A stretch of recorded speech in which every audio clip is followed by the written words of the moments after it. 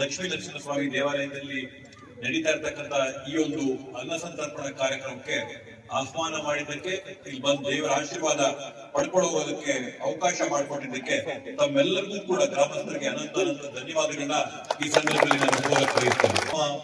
ಗುಟ್ಟಿಪುರ ಗ್ರಾಮಕ್ಕೆ ಬೇಕಾದಂತ ಮೂಲ ಸೌಕರ್ಯಗಳನ್ನ ಒದಗಿಸಿಕೊಳ್ಳೋದ್ರಲ್ಲಿ ಸನ್ಮಾನ್ಯ BN ಬಚ್ಚೇಗೌಡರ ಒಂದು ದೊಡ್ಡ ಪಾತ್ರವಾಗಿದ್ದು, ಅವ್ರಿಗೆ ಗುಟ್ಟಿಪುರ ಗ್ರಾಮ ಅವರ ಹೃದಯಕ್ಕೆ ಅತ್ಯಂತ ಹತ್ತಿರವಾದಂತಹ ಗ್ರಾಮ ಇತ್ತು. ಈ ಗ್ರಾಮದಿಂದ ಬಂದಂತವರೆಲ್ಲರೂ ಕೂಡ ಗುರುತಿಸಿ ಎರ್ಸಲ್ಲಿ ತಂದಿ ಮಾತಾಡುವಂತಹ ಒಂದು ಪದ್ಧತಿ ಅವರು ಇಟ್ಕೊಂಡಿದ್ರು. ಅದೇ ತರದಲ್ಲಿ ನಾವು ಕೂಡ ಗುಟ್ಟಿಪುರ ಗ್ರಾಮಕ್ಕೆ ಏನೇನು ಮೂಲ ಸೌಕರ್ಯಗಳನ್ನ ಒದಗಿಸ್ಕೊಡ್ಬೇಕು ಅನ್ನೋ ಒಂದು ನಿಟ್ಟಿನಲ್ಲಿ ಈಗಾಗಲೇ ಹೇಳಿದಂಗೆ ಕೊಳವೆ ಬಾವಿ ಬೋರ್ವೆಲ್ ಆಗಿರ್ಬೋದು. ಸಾಕಷ್ಟು ಜನ ಇಲ್ಲಿ ಕಂಪ್ಲೇಂಟ್ ಹೇಳ್ತಾ ಇದ್ರು, ಹೆಣ್ಮಕ್ಳು ಬಸ್ ಸ್ಟ್ಯಾಂಡ್ ಅಲ್ಲಿ ಹಿಡಿದು ಅಲ್ಲಿಂದ ಇಲ್ಲಿ ಊರೊಳಗೆ ಬರ್ಬೇಕಂದ್ರೆ ಕತ್ತೆಯಲ್ಲಿ ತುಂಬಾ ತೊಂದರೆ ಆಗ್ತಾ ಇತ್ತು ಅಂತ ಹೇಳಿದ್ರು. ನಮ್ಮ ಇಬ್ರು ಗ್ರಾಮ ಪಂಚಾಯತಿ ಸದಸ್ಯರು, ನಮ್ಮ ಎಲ್ಲಾ ಮುಖಂಡರು ಬಂದು ಬೇಡಿಕೆ ಮಾಡಿ ಒಂದು ಸೆಕೆಂಡರಿ ಲೈನ್ ಹಾಕ್ಸ್ಕೊಡಿ KEB ಕಡೆಯಿಂದ, ನಾವು ಪಂಚಾಯತಿ ಫಂಡ್ ಅಲ್ಲಿ ನಾವು ಲೈಟ್ಗಳನ್ನ ಹಾಕೊಡ್ತೀವಿ ಅಂತ ಹೇಳಿ ಇವತ್ತು ಊರಿಗೆ ಬರ್ಬೇಕಾದಾಗ ಊರೊಳಗೆಲ್ಲ ಕೂಡ ಬೆಳಕು ನೋಡಿದಾಗ ನಿಜವಾಗ್ಲೂ ತುಂಬಾ ಸಂತೋಷ ಆಯ್ತು. ನಮ್ಮ ಎಲ್ಲಾ ಮುಖಂಡರಿಗೆ ಚಪ್ಪಾಳೆ ಮುಖಾಂತರ ಅಭಿನಂದನೆಗಳನ್ನು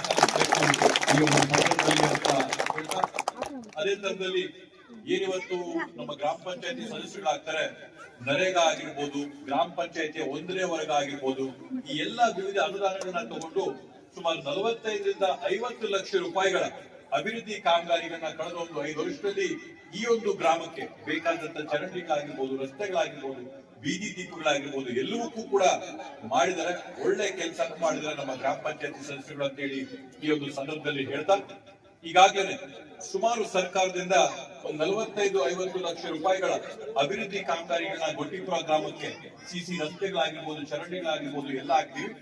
ಶೀಘ್ರದಲ್ಲೇ ಈಗಾಗಲೇ ಹೇಳಿದಾಗೆ ಸುರೇಶ್ ಅಣ್ಣವರು ನಮ್ಮ ಪ್ರಮುಖವಾದಂತಹ ಮುಖಂಡರ ಒಂದು ವೈಯಕ್ತಿಕವಾದಂತ ಕಾರ್ಯಕ್ರಮ ಇರೋದ್ರಿಂದ ಇವತ್ತು ಅಲ್ಲಿ ಬರಕ್ಕಾಗಿಲ್ಲ.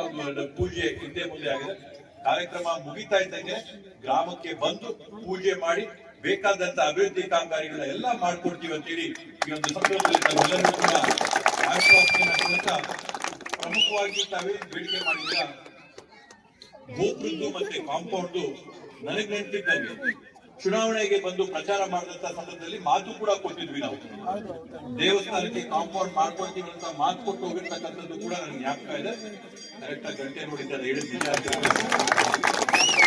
ಅದಕ್ಕೆ ದೇವಸ್ಥಾನಕ್ಕೆ ಕಾಂಪೌಂಡ್ ಹಾಕೊಡ್ತೀನಿ ಅಂತ ಹೇಳಿದೆ. ದೇವ್ರ ಮುಂದೆ ಆಶ್ವಾಸನೆ ಕೊಡ್ತಾ ಇದ್ದೀನಿ, ಎಸ್ಟಿಮೇಟ್ ಮಾಡಿ ತಗೋಬರಿ.